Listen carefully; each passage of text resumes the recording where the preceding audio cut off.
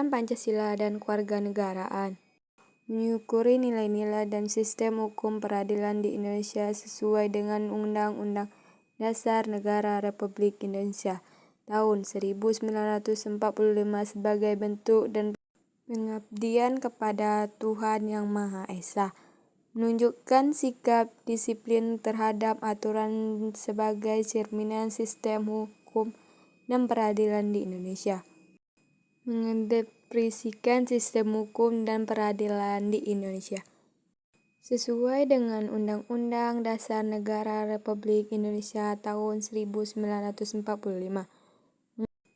Mengaji hasil penalaran tentang sistem hukum dan peradilan di Indonesia sesuai dengan Undang-Undang Dasar Negara Republik Indonesia tahun 1945. A. Sistem hukum di Indonesia. 1. Makna dan karakteristik hukum. Hukum ialah keseluruhan syarat-syarat yang dengan ini kehendak bebas dari orang satu dapat menyesuaikan diri dengan kehendak bebas dari orang lain menurut peraturan hukum tentang kemerdekaannya.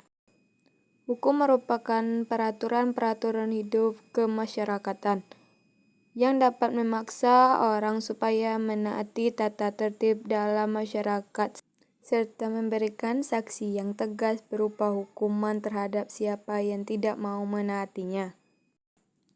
Fungsi hukum antara lain sebagai berikut. 1. Alat pengatur tata tertib hubungan masyarakat. 2. Sarana mewujudkan keadilan sosial lahir batin. 3. Penggerak pembangunan. 2. Pengelolaan hukum. Hukum menurut sumbernya, yaitu adalah hukum undang-undang, hukum adat, dan hukum kebiasaan. Menurut bentuknya, hukum terbagi menjadi hukum tertulis dan hukum tidak tertulis. Menurut tempat berlakunya hukum, hukum terbagi menjadi 3. 1. Hukum nasional. 2. Hukum internasional. 3. Hukum asing. Menurut waktu berlakunya hukum, terbagi menjadi ius costitutur, hukum positif berlaku sekarang, ius cotitum, hukum negatif akan datang, dan hukum universal, hukum asasi atau hukum alam. Menurut cara mempertahankannya hukum material dan hukum formal. Menurut silahatnya hukum yang memaksa dan hukum yang mengatur atau melengkapi. Menurut isi masalah yang diaturnya hukum publik dan hukum privat, hukum sipil. Menurut pribadi yang dahulunya hukum 1. Golongan hukum semua golongan dan hukum antar golongan. Tujuan hukum antara lain sebagai berikut. 1. Mendatangkan tata dan damai dalam masyarakat segi sekuler. 2. Mewujudkan keadilan segi keadilan. 3. Menjaga supaya manusia diperlakukan sebagai manusia segi memanusiakan.